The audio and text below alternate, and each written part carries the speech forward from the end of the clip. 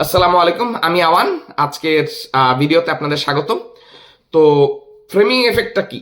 1981 সালে টাভার্স্কি অ্যান্ড কানেমান সর্বপ্রথম এক্সপেরিমেন্টের মাধ্যমে ফ্রেমিং এফেক্টের আইডিয়াটা প্রমাণ করেন। ফ্রেমিং এফেক্টের মূল ধারণাটা হলো এরকম যে মানুষ যখন সিদ্ধান্ত গ্রহণ করে তখন তার সামনে তথ্যকে কিভাবে উপস্থাপন করা হয়েছে সেটার উপর নির্ভর করে মানুষ সম্ভাব্য সিদ্ধান্তের যে কোনো একটা পক্ষের দিকে ঝুঁকে পড়ে।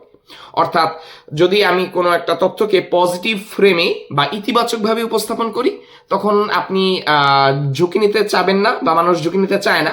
কিন্তু এই তথ্যটাকে যদি আমি নেগেটিভ ভাবে বা নেতিবাচক ফ্রেমে উপস্থাপন করি তো তখন মানুষ একটু ঝুঁকি নিতে আগ্রহী হয়। কিভাবে? এই কথার মানে কি, চলুন উদাহরণের মাধ্যমে আমরা এটা বোঝার চেষ্টা করি। ধরুন আপনাকে একটা ডিসিশন কমিটির প্রধান বানিয়ে দেওয়া হলো, আপনি অত্যন্ত যোগ্য মানুষ। তো এখন আপনাকে সিদ্ধান্ত নিতে হবে। ধরে নিন আপনি একজন বিশাল বড় ডেটা সায়েন্টিস্ট হয়ে গেছেন। আপনাকে এখন ডেটা সায়েন্সের প্রেক্ষিতে সিদ্ধান্ত নিতে হবে। তো এখন আপনাকে বলা হলো যে একটি দেশে নতুন রোগের প্রাদুর্ভাব ঘটতে পারে, ফলে এর ফলে 600 জন মানুষের মৃত্যু হতে পারে। রোগটা মোকাবেলার জন্য দুটি প্রোগ্রাম প্রস্তাব করা হয়েছে। এখন দেখুন কিভাবে তথ্য উপস্থাপন করার পদ্ধতি বা ফ্রেমিং, তথ্যের ফ্রেমিংটা সিদ্ধান্তের উপর প্রভাব ফেলে। প্রথমে আমরা কথা বলবো পজিটিভ ফ্রেম নিয়ে, যেখানে আমরা মানুষ বাঁচানোর প্রেক্ষিতে আর কি প্রোগ্রাম দুটোকে যাচাই করব। প্ল্যান এ, এই প্ল্যানটা যদি নেওয়া হয় তাহলে গড়ে 200 জন মানুষ নিশ্চিতভাবে বাঁচবে। এবং প্ল্যান বি, এই যদি প্ল্যানটা নেওয়া হয় তাহলে 1/3 বা 1/3 চান্স আছে যে 600 জনের সবাই বাঁচবে, আর 2/3 বা 2/3 চান্স আছে যে 600 জনের কেউই বাঁচবে না। এখন এই ঘটনায় বেশিরভাগ মানুষই যে প্ল্যানটা বেছে নেয় সেটা হচ্ছে প্ল্যান এ, কারণ শুনতে নিরাপদ লাগে যে 200 জন নিশ্চিতভাবেই বাঁচবে এবং কোনো মানুষ, সব মানুষই মারা যাবে এমন ঝুঁকি নেই। অর্থাৎ মানুষ ঝুঁকি নিতে চায় না যখন আপনি তথ্যটাকে ইতিবাচকভাবে উপস্থাপন করেন। এখন সেম ঘটনাটাকে বা সেম প্ল্যানটাকে আমি একটু অন্যভাবে বলি আপনাদের। এখন আমরা নেগেটিভ ফ্রেমে বা মারা যাবার রেসপেক্টে প্রোগ্রাম দুইটাকে যাচাই করব। আমরা এটার নাম দিলাম প্ল্যান সি। এই প্ল্যান সি যদি নেওয়া হয় তাহলে 400 জন মানুষ নিশ্চিতভাবে মারা যাবে।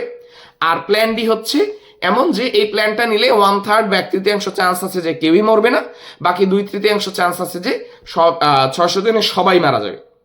তো এই ঘটনা শুনে বেশিরভাগ মানুষ এই প্ল্যান ডি বেছে নেয়, কারণ মনে হয় ঝুঁকি নিলেও হয়তো, একটু ঝুঁকি নিলে হয়তো কেউই মারা যাবে না এমন চান্স আছে, আর প্ল্যান ডিতে তো মানুষ মারা যাবে নিশ্চিত।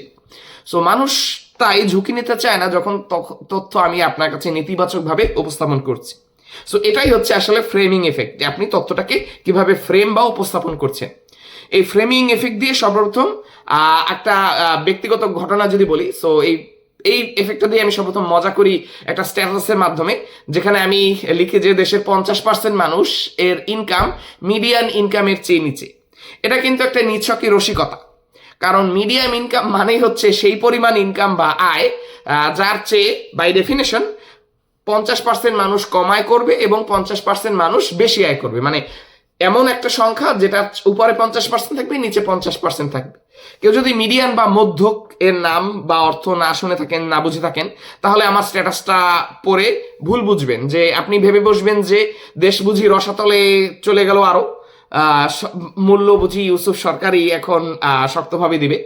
সুতরাং মানুষের আয় এখন তো অনেক কমে গেছে, আমি তো দেখতে পাচ্ছি আমার আশেপাশে বন্ধু বান্ধবের আয় কম, আমি দোকানে গেলে আর আগের মতো কিনতে পারি না।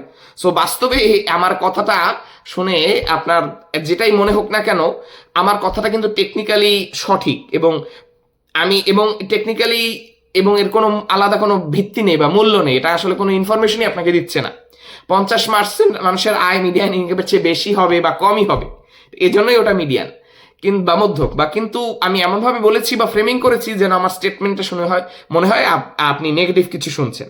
সুতরাং এটাই হচ্ছে ফ্রেমিং এফেক্টের আদ্যপান্ত। এখন ফ্রেমিং এফেক্টের পিছনে আমাদের মনস্তত্ত্ব কিভাবে কাজ করে, আমরা কেন ফ্রেমিং এফেক্টের ফাঁদে পা দিই, এবং এই আমাদের ভিডিও সিরিজের এই ভিডিওটার শানে নজুলটা কি, ডেটা সায়েন্টিস্ট হিসেবে বা একজন সাধারণ মানুষ হিসেবে আপনি কিভাবে এই তথ্যটা ব্যবহার করবেন, সেটা নিয়ে আমরা পরের ভিডিওতে কথা বলবো। সবাইকে অনেক ধন্যবাদ সাথে থাকার জন্য। আসসালামু আলাইকুম।